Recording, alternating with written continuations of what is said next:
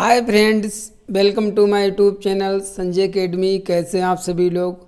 आज हम लोग मैथ के नेगेटिव और पॉजिटिव टैग वर्ड पढ़ने वाले हैं। ठीक है, अगर आपने आज की क्लास को पूरी देख लिया तब चाहे आपका पेपर फर्स्ट हो या पेपर सेकेंड हो, ठीक है, दोनों पेपर में कम से कम 8 से 10 क्वेश्चन जो हैं वो आपके ऐसे ही सही हो जाएंगे। ठीक है, इनको देखते ही कर, क्योंकि आप पहचान जाएंगे कि कौन सा पॉजिटिव क्वेश्चन है, कौन सा नेगेटिव है और किसको हमको क्या करना है। तो आज की क्लास मोस्ट इम्पॉर्टेंट होने वाली है। शुरू से लास्ट तक क्लास को देखें, बहुत चीज़ें आप सीख जाएंगे। तो लेटेस्ट स्टार्ट आवर क्लास। ठीक है, हम अपनी क्लास को स्टार्ट करते हैं। सबसे पहले हम लोग पॉजिटिव टैग वर्ड क्या होते हैं उन पर चर्चा करेंगे, फिर उसके बाद जो निगेटिव वर्ड होते हैं उनको करेंगे। इससे पहले हम लोग EVS और CDP के जो निगेटिव पॉजिटिव टैग वर्ड हैं उनको कंप्लीट कर चुके हैं। तो जिसने भी वो क्लास ना देखी हो जाके देख लें।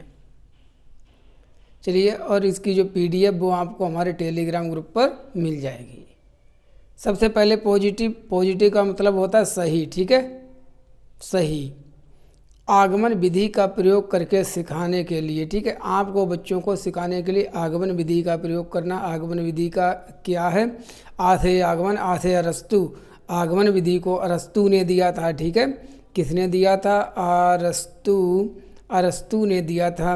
इस विधि में पहले उदाहरण दिया जाता है, बाद में नियम प्रस्तुत किया जाता है। इसे ही आगमन विधि कहते हैं।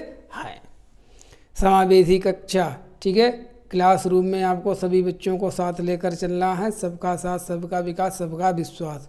कोई भी बच्चा पढ़ाई में पीछे ना छूटे। ठीक है, सबकी आवश्यकताओं के अनुसार आपको अपनी पेडागोजी में चेंज करना है। ये हो गई समावेशी कक्षा, इंक्लूसिव क्लासरूम। थर्ड है हमारा वैकल्पिक साधनों के द्वारा सिखाना। अगर किसी बच्चे को आपके मेथड के द्वारा बताए गए मेथड से जो है सीखने में प्रॉब्लम होती है, तब आप उसको अनेक प्रकार से सिखाने का प्रयास कीजिए। अलग अलग डिफरेंट मेथड को अप्लाई कीजिए। ठीक है, बहुत सी चीज़ें निगमन विधि से नहीं आती तब आगमन विधि से समझ में आ जाती हैं। तो आपको वैकल्पिक साधनों का प्रयोग करना है क्वेश्चंस के लिए। ठीक है, सिखाने के लिए। थर्ड क्या है हमारा? विवेचनात्मक चिंतन या सृजनात्मक चिंतन। ठीक है, इसको हम आलोचनात्मक चिंतन भी कहते हैं। बच्चों में हमको जो है सृजनात्मक चिंतन अर्थात क्रिएटिव थिंकिंग जो है वो डेवलप करनी है, जिससे बच्चे जो है नई नई चीज़ों का निर्माण कर सकें। ऐसा नहीं केवल रटी रटाई जो चीज़ें हैं उनको ही करने में सक्षम हो। नेक्स्ट है प्रतिदिन के अनुभवों से संबंधित करके गणित को सिखाना। गणित को आप कैसे सिखाएं? गणित को आप बिल्कुल उसकी डेली लाइफ से जोड़कर बताएं कि या अगर आप दुकान पर गए सौदा लेने के लिए, ठीक है, किसी चीज़ को लेने के लिए गए, 100 रुपये का आपने नोट दिया, ठीक है, दुकानदारों को, और 50 रुपये की अगर आपने किसी चीज़ को परचेज किया तब कितने रुपये बचे? उन्हें 50 रुपये बचे। तो उन्हें तो इसे ही हम घटाना कहते हैं। ठीक है, कि 100 में से 50 चले गए तब 50 बचेंगे। इस प्रकार से आप समझाएं। गणित हमेशा मूर्त से मूर्त की ओर सिखाया जाता है। ठीक है, सिखाने के विभिन्न नियम होते हैं, जैसे ज्ञात से अज्ञात की ओर, मूर्त से अमूर्त की ओर। उनमें से ही पहले मूर्त, जो चीज़ें हमारे सामने हैं, आसपास हैं, जिनको हम टच कर सकते हैं, फील कर सकते हैं, वो मूर्त हैं। और जिनको हम टच फील नहीं कर सकते वो अमूर्त हैं। अमूर्त का मतलब कॉन्सेप्ट्स। ठीक है, जो चीज़ें मेरे दिमाग में हैं। गणितीय अवधारणाओं को समझाना। बच्चों को हमको हमेशा समझाना रहेगा, ना कि याद कराना। समस्या समाधान कौशल का विकास करना। आपको बच्चों में जो सबसे ज़्यादा प्रॉब्लम सॉल्विंग का जो स्किल है उसको डेवलप करना है, क्योंकि गेने ने जो है सीखने का सबसे उच्च स्तर प्रॉब्लम सॉल्विंग बताया है अपनी book the conditions of learning में। नेक्स्ट क्या है? गणित पद्धति व्यवहारिक होना चाहिए। जो आप गणित सिखा रहे हैं उसको व्यवहारिक, ठीक है, जिसका हम दैनिक जीवन में प्रयोग कर सकते हैं, इस प्रकार से सिखाइए, बातों ही बातों। ठीक है, ऐसा नहीं है केवल अवधारणाओं को लेकर थ्योरेटिकल आप सिखाए जा रहे हैं। पाठ्य पुस्तक को संदर्भ से जोड़कर सिखाना। देखिए कितनी सही बात की है। जैसे आप जिस चीज़ की चर्चा कर रहे हैं उसको उसकी रियल लाइफ से जोड़िए। ठीक है, उसका रेफरेंस क्या है, वही दुकान वाला एग्जाम्पल आप ले लें। ठीक है, तो जिससे बच्चा जो है वो सीखेगा कि हमको एक्चुअली सीखना कैसे है, जिससे वो कठिन सी कठिन चीज़ आराम से समझ जाएगा। नेक्स्ट है हमारा बच्चों में गणितीय भाषा का विकास करना। आपको धीरे धीरे बच्चों में जो है मैथमेटिकल लैंग्वेज है कि पाइथागोरस प्रमेय क्या है, ठीक है, और ये है अभिग्रहित क्या होती है, हाइपोथेसिस थ्योरी क्या होती है, इस चीज़ का आपको विकास करना है।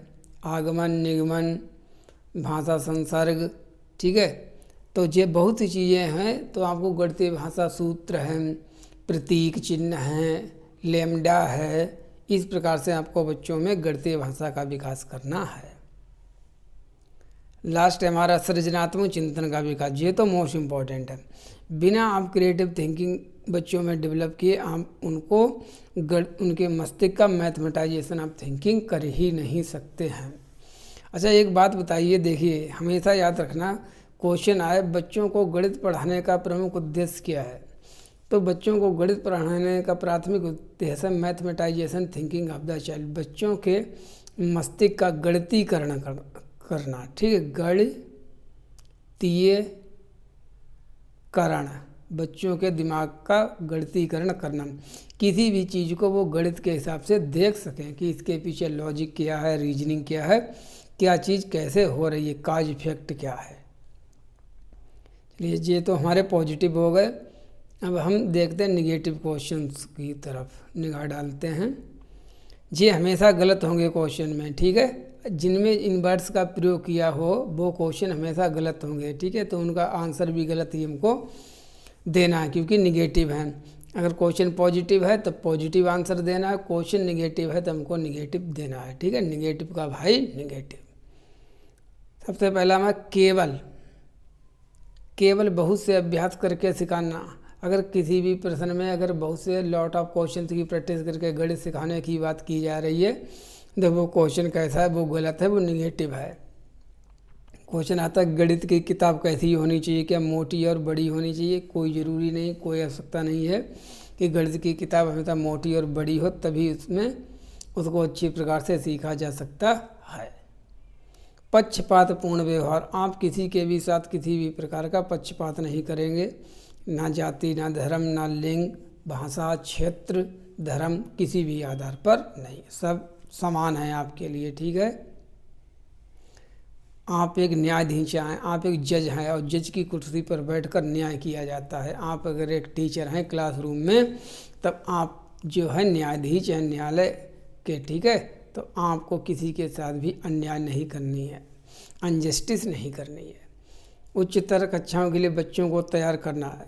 क्वेश्चन में आएगा गणित पढ़ाने का प्रमुख उद्देश्य है बच्चों को आगे की कक्षाओं के लिए तैयार करना, लैस करना, लबालब करना नहीं। आगे की कक्षाओं के लिए केवल तैयार नहीं करना बल्कि बच्चों को आज के जो संदर्भ में वो गणित सीख रहे हैं उनको हमारा प्रमुख उद्देश्य सिखाना है, ठीक है, सिखाना है, ना कि हमें आगे पीछे के लिए तैयार करना। रैंक ग्रेड देना। अब जो कहीं पर अगर रैंकिंग करने की बात आ जाएगी, फर्स्ट स्टूडेंट क्लास का जो है इसकी सेकंड आती है, इसकी थर्ड आती है, इसकी पीछे से फर्स्ट आती है, ठीक है, ये मीडियम स्टूडेंट है, ये हमारा ब्राइट स्टूडेंट है। इस प्रकार के आपको बच्चों के ऊपर कोई भी स्टिग्मा नहीं लगाना है, ठीक है, नहीं तो और बच्चे जो होंगे उनमें एक इन्फीरियरिटी कॉम्प्लेक्स डेवलप हो जाएगा कि हम बेकार हैं, ठीक है, हम कुछ नहीं कर सकते हैं, सर जी हमारी तारीफ नहीं करते हैं और हम निम्नतर हैं, कमतर हैं। केवल अगर कहीं पर केवल लिखा हो, शिक्षक केंद्रित लिखा हो, क्योंकि इसमें शिक्षा कैसी है, शिक्षक केंद्रित नहीं, कौन सी शिक्षा चल रही है, बाल केंद्रित, ठीक है, बाल केंद्रित, तब आप शिक्षक केंद्रित को गलत करेंगे और बाल केंद्रित सही है। आगे हमारा कंठस्थीकरण, रटना, याद कराना। अगर यहीं कहीं पर भी किसी क्वेश्चन में बात की जा रही है कि बच्चों को हमको जो डिफिनीशंस हैं उनको याद करवाना चाहिए, रटवाना चाहिए, कंठस्थीकरण करवाना चाहिए, तो डिफिनीशंस हों चाहे वो थ्योरम्स हों, कुछ भी हमको उनको समझाना है, केवल एज इट इज हमको उनको याद नहीं करवा देनी है। शिक्षक केंद्रित तो आप समझ गए हैं, शिक्षक केंद्रित की जगह क्या हो जाएगा, बाल केंद्रित, ठीक है, बाल केंद्रित पॉजिटिव है, सबकी शिक्षक केंद्र निगेटिव है। देखिए जो NEP 2020 आई है और इससे भी पहले NEP 1986 थी, उसमें भी जो शिक्षक है वो एक सुविधा प्रदाता है, फैसिलिटेटर, ठीक है।